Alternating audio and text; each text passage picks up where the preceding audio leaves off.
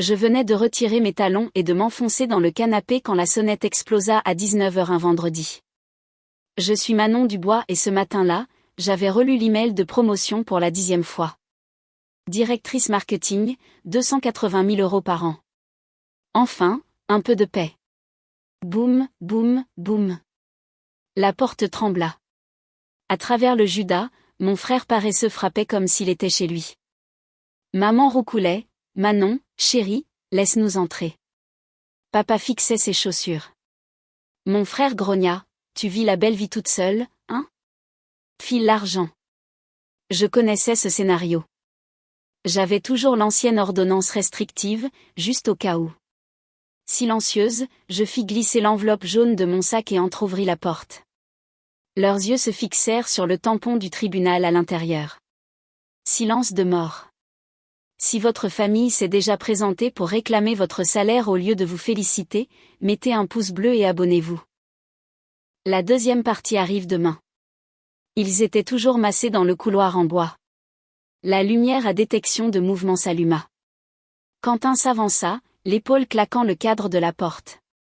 40 000 €, Manon. 20 pour mes dettes de poker en ligne. Ces requins n'attendent pas. Les 20 autres sont la compte pour le camping-car que papa a repéré chez le concessionnaire près de la N10. David traînait derrière lui, les mains enfoncées dans les poches de son jean. C'est notre rêve de retraite, murmura-t-il, les yeux fixés sur le paillasson.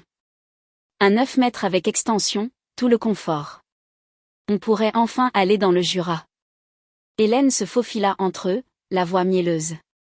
Après tout ce que nous avons sacrifié, à t'élever, les nuits sans sommeil, les cours de danse, les appareils dentaires, tu nous dois ça, ma chérie.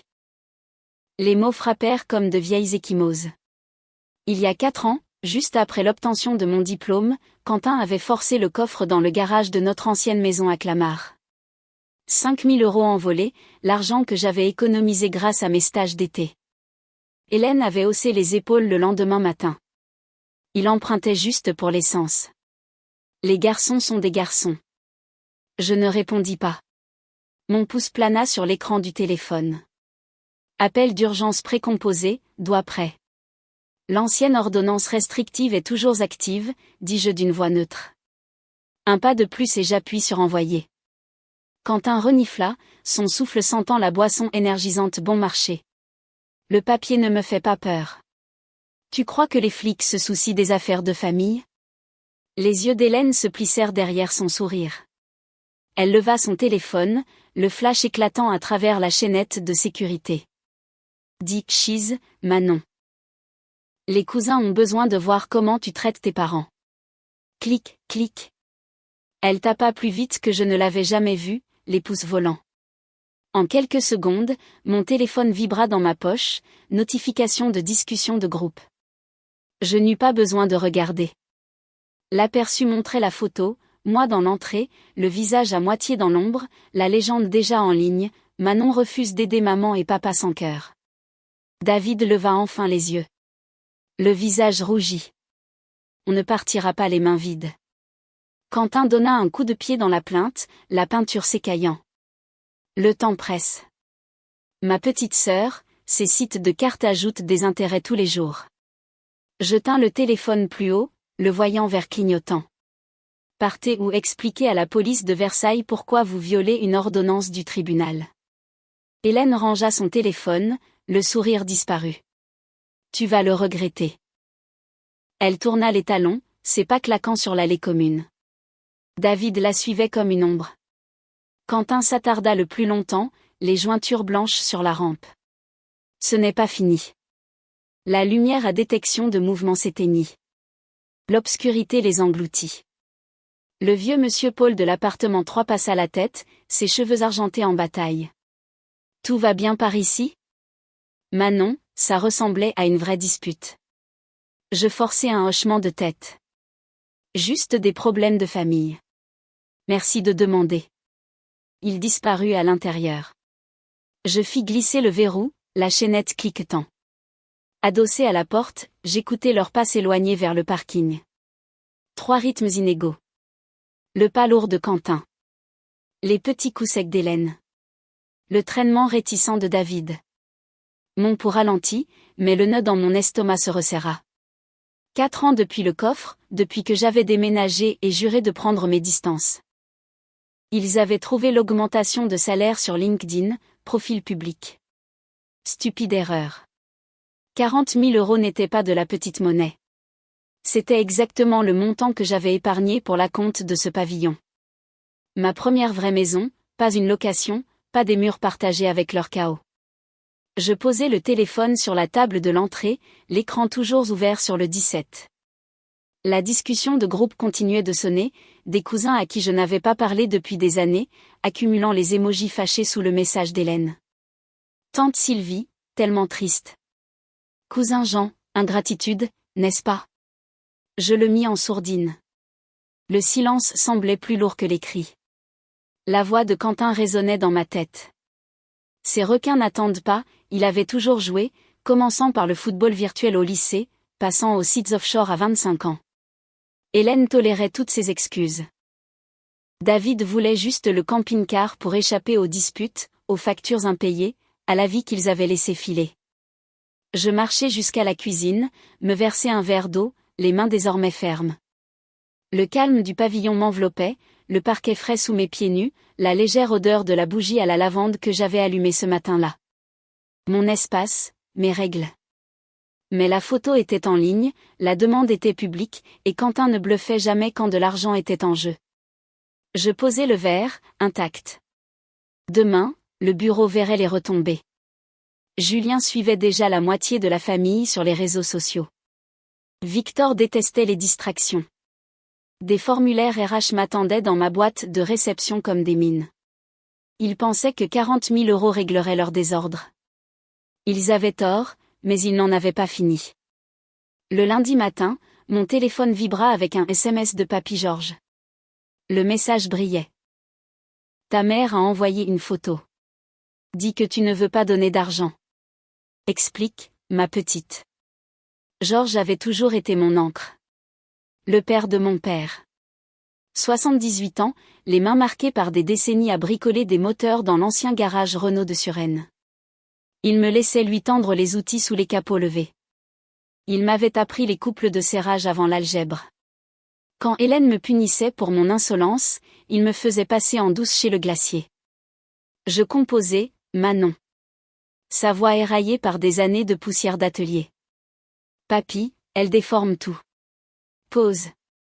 Des carillons tintèrent sur son porche. Je n'y touche pas, clic. Je posai le téléphone face contre terre. La discussion de groupe explosa, les notifications s'accumulant comme des briques. Le message d'Hélène était en tête de pile. Ma silhouette dans l'entrée, la chaînette de sécurité brillant. Légende, fille abandonne ses parents face à la saisie. Priez pour nous. Les réactions affluèrent. Ma cousine Léa posta un emoji qui pleure. Oncle Marc, le sang est plus épais que les primes. Quentin se déchaîna ensuite. Une courte vidéo apparut dans mon fil d'actualité, moi marchant vers la Dacia au lever du soleil, le sac à dos balançant. Sa voix en fond sonore dégoulinait de venin, la grande sœur en poche des millions, le petit frère dort par terre. Très chic. Les vues grimpèrent à plus de 3 cents.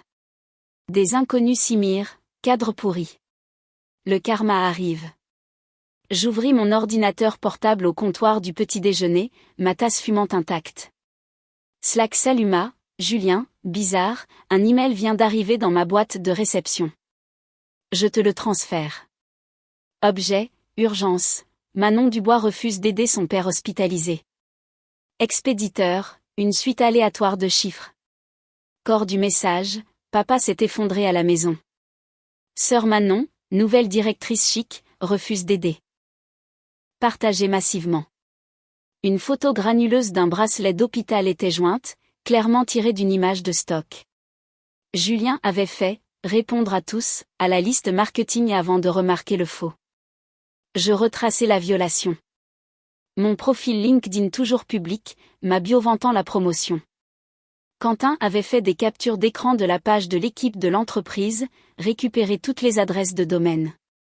Classique. L'invitation de Victor arriva à 13h12. Pas d'ordre du jour. Les vidéos dépassèrent les 2000 vues. Un ancien collègue de mes jours de stage envoya un message, cette vidéo. Appelle-moi. J'ignorais. Hélène redoubla d'efforts dans le chat, emoji de main en prière. Puis un lien GoFundMe intitulé « Sauver la maison des Dubois ». Objectif, 60 000 €. Georges envoya un nouveau SMS, ton père dit que la banque appelle des créances.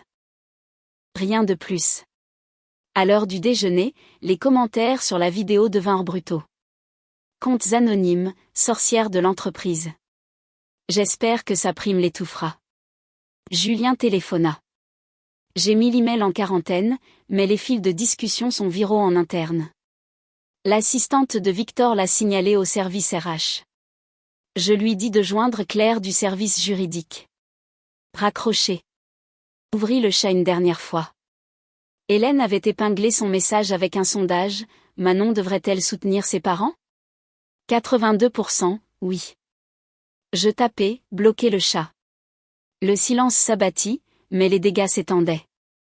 La vidéo tournait en boucle et la neutralité de Georges était la plus blessante. 2 jours plus tard, une épaisse enveloppe était posée sur le paillasson. Je la poussai du bout du pied. Papier craft, pas d'adresse de retour, timbré Versailles.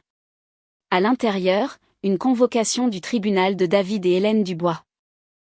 Réclamation de 60 000 € pour soutien familial continu plus intérêt. 3 faux reçus joints, paiement de frais de scolarité de l'université de Nanterre. Mon nom tapé en comique sans MS, les dates correspondant au semestre que j'avais financé avec des bourses et des quarts de travail de barista à temps partiel. Je photographiais chaque page sous la lumière de la cuisine, envoyais le fichier compressé à Claire. Objet, ils ont déposé. Sa réponse arriva en retour, attendu. La phase de découverte commence maintenant. Ne répondez pas directement. Le sommeil vint superficiel. À 6h12 du matin, la caméra de la sonnette émit une alerte de mouvement. Je vérifiai l'application. Porsche vide. Déverrouiller la porte. De la peinture rouge dégoulinait sur le panneau avant. PAY Humeur, en majuscules inégales. La moustiquaire pendait, le treillis découpé comme un ruban. Un post-it collait à la poignée, tu vas le regretter, en vietnamien, la petite touche d'Hélène de son cercle de commérage du salon de manucure. Je rentrai. Pour régulier mais fort. Je pris d'autres photos, téléchargées dans un dossier cloud intitulé « Preuve ». À 8h, Monsieur Lenoir, le gestionnaire du pavillon qui m'avait fait visiter le bail il y a 18 mois, frappa, un carnet à pince chauve à la main. Il inspecta les dégâts. Manon, cela viole le code 14B de l'association des propriétaires, 30 jours pour réparer ou le conseil vote le non-renouvellement. Il me tendit l'avis de violation, tamponné en rouge. Je hochai la tête. Compris. Rapport de police déposé. La sécurité l'a déjà signalé. Il jeta un coup d'œil au graffiti. Le shérif est en route pour les empreintes. Claire téléphona pendant que je me préparais un café. Ils vous mettent la pression pour un règlement à l'amiable, tactique d'intimidation basique. Classique avant la médiation. Je versai une tasse, la vapeur embuant mes lunettes. Les reçus sont risibles. Mes relevés de notes réelles montrent 0 contribution parentale. Parfait. Nous contre-attaquerons avec les relevés bancaires. Pause. Déplacer tout ce qui est sensible hors site. Coffre-fort aujourd'hui. Je conduisis à la caisse d'épargne après le travail. Le coffre sentait le métal poli. Boîte 217. Mon nom gravé sur la plaque en laiton. J'y glissai le relevé de frais de scolarité original, les lettres de bourse. L'ancien rapport de police de vol du coffre-fort du commissariat de Clamart. Je le verrouillai. Clé à ma chaîne. De retour à la maison, je frottais la peinture avec un dissolvant industriel du magasin de bricolage. Le rouge devint rose, puis des traînées grises. La moustiquaire nécessitait un remplacement complet. Commandé en ligne, livraison demain. Le groupe de discussion de l'association des propriétaires vibra. Mise à jour vandalisme, les caméras ont filmé une silhouette encapuchonnée à 5h47 du matin. Pas de plaque. Les voisins ont proposé de la peinture, des outils, des plats. J'acceptais la peinture, déclinais le reste. Je transmis la liste de divulgation des plaignants. La brochure du camping-car de David était entourée en rouge. Les entrées du journal de détresse émotionnelle d'Hélène. Quentin était listé comme témoin malgré l'ordonnance. J'imprimais, surlignais, annotais. Les 60 000 € correspondaient à leur objectif GoFundMe. La coïncidence fut effacée. L'adjoint du shérif passa au crépuscule, prit des dépositions, dépoussiéra le post-it. Empreinte un peu floue, mais nous ferons de notre mieux. La nuit tomba. J'installai un projecteur Ring activé par le mouvement. Je le testai. Un faisceau blanc et intense balaya la pelouse. Le dernier SMS de Claire, audience prévue dans 3 semaines. Restez vigilante. Je verrouillai le nouveau pen dormant, la chaîne bien serrée.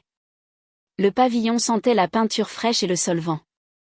Mon espace assiégé, mais toujours le mien. Une semaine plus tard, Claire appela pendant la pause déjeuner. Dépôt d'urgence, dit-elle, la voix coupée par le haut-parleur. Hélène a déposé une requête pour incapacité, affirmant que vous êtes mentalement inapte. Demande une évaluation psychologique. Le juge a accordé l'ex parte. Demain 8 h, cabinet du docteur Leclerc, en centre-ville. Je poussai ma salade de côté. L'affidavit de motif jure dépenses somptueuses, isolement, paranoïa. Classique tentative de prise de contrôle. Le lendemain matin, j'entrai dans les murs beige stériles et doux. Des œuvres d'art abstraites. Le docteur Leclerc, la cinquantaine, des lunettes cerclées de métal, me salua d'une poignée de main ferme. 5 h, Manon. Test standardisé. Observation d'entretien. Séance 1, les taches d'encre. Que voyez-vous? Chauve-souris, puis papillon. Pas d'hésitation. Séance 2, rappel de mémoire, plage de chiffres, liste de mots. J'y excellais. Séance 3, inventaire de personnalité, 200 questions. Vrai ou faux, je sens souvent que d'autres contrôlent mes pensées. Faux. Pause déjeuner. Sandwich de distributeur. Le docteur Leclerc observa de loin. Séance 4, entretien clinique. Relations familiales, aliénées. Historique d'exploitation financière. Je récitais les faits. Pas de larmes. Séance 5, simulation de stress. Crise hypothétique. Je priorisais, déléguais, restais calme. Le docteur Leclerc ferma son carnet. Rapport dans 3 jours. Je partis épuisé mais intact. De retour au pavillon, j'arrosais la nouvelle pelouse, les scénarios s'enchaînant dans ma tête. 3 jours plus tard, un email de Claire, avec les résultats de l'évaluation en pièces jointes. Conclusion, aucune preuve de déficience cognitive, de trouble de l'humeur ou d'incapacité. Mademoiselle Dubois démontre une haute fonction exécutive. Le soulagement fut de courte durée ce soir-là. Un numéro inconnu envoya un SMS, vu le procès sur le forum de Versailles Info. Maman a menti sur les frais de scolarité aussi. C'était Léna, ma sœur aînée, disparue à 18 ans après qu'Hélène ait falsifié sa signature sur un prêt automobile. Adresse à Bordeaux, 10 ans de silence. Je répondis. Des fichiers de preuves affluèrent, cette photo. Reçu de Casino, date du Bellagio chevauchant mon année de licence. Toto, 18 000 €. Un selfie d'Hélène à la roulette, des jetons empilés, un large sourire. Léna ajouta, elle t'a dit qu'elle avait payé Nanterre. J'ai trouvé ça dans son ancienne sauvegarde de mai. J'envoyais tout à Claire. Témoin en or. Je programmerai un témoignage à distance. Léna est un membre de la famille crédible. Pas d'enjeu.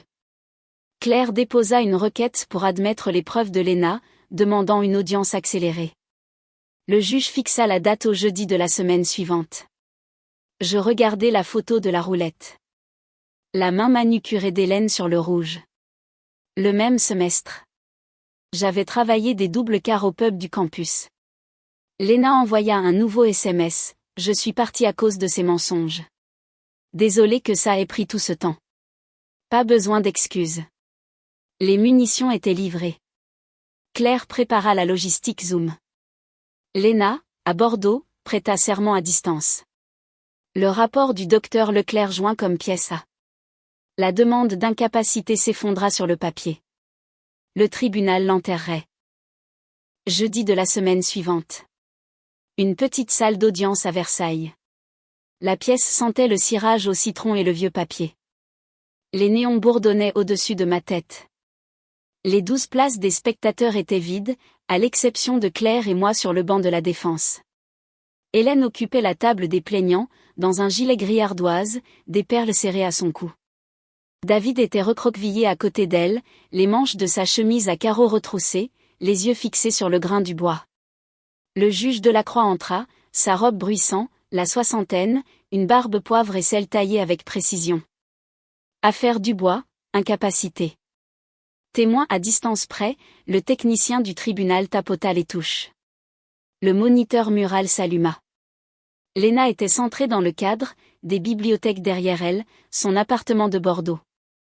Léna Dubois-Dumont assermentée.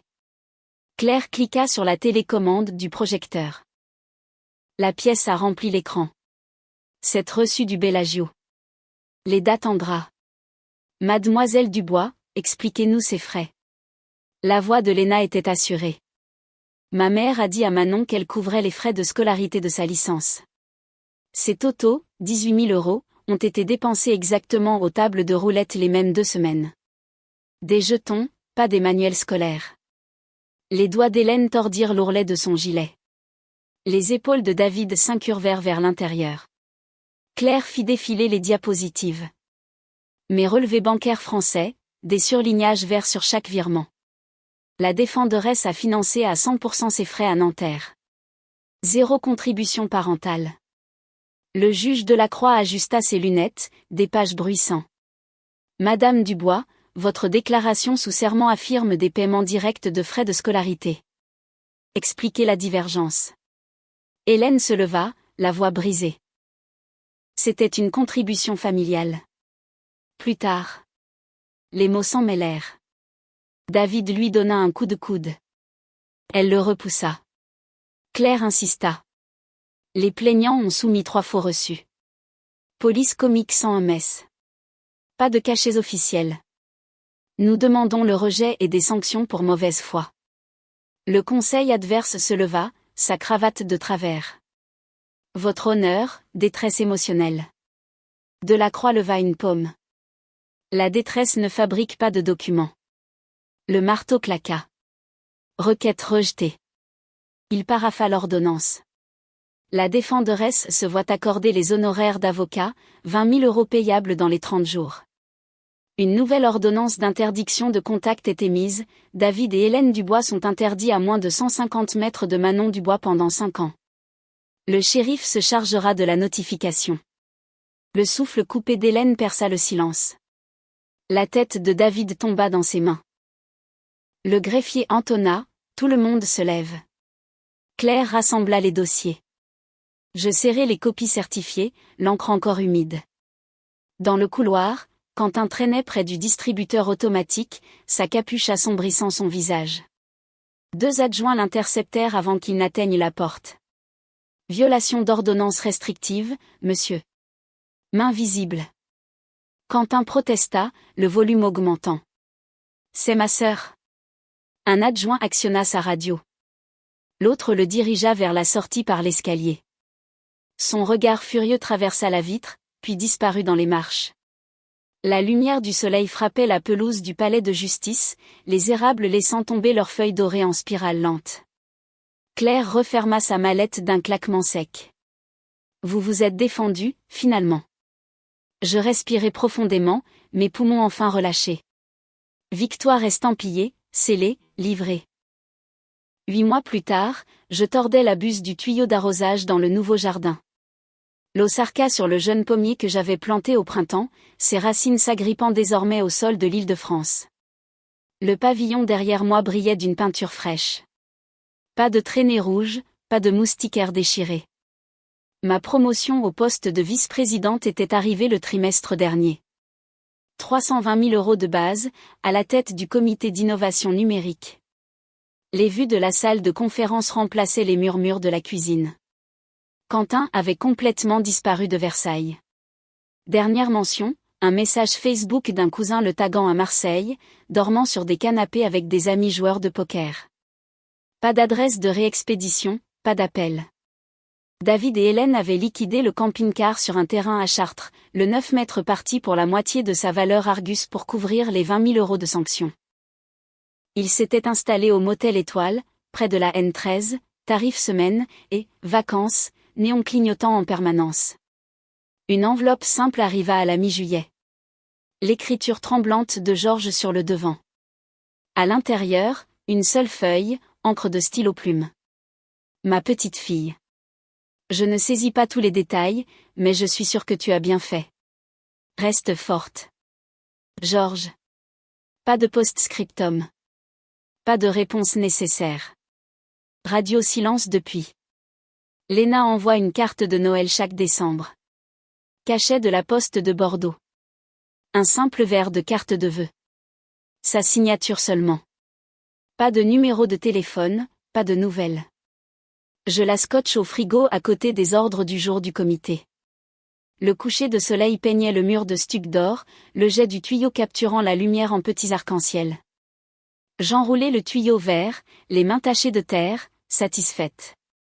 Le comité avait lancé notre première application le mois dernier. 1 million de téléchargements, hausse des actions. Victor trinque alors du séminaire, la vision de Manon. Pas de discussion de groupe familial. Pas de coup à la porte surprise, pas de demande. Je contrôle le récit. Des racines choisies, une croissance délibérée. Le pommier portera des fruits en des saisons que je déciderai. Zéro contact.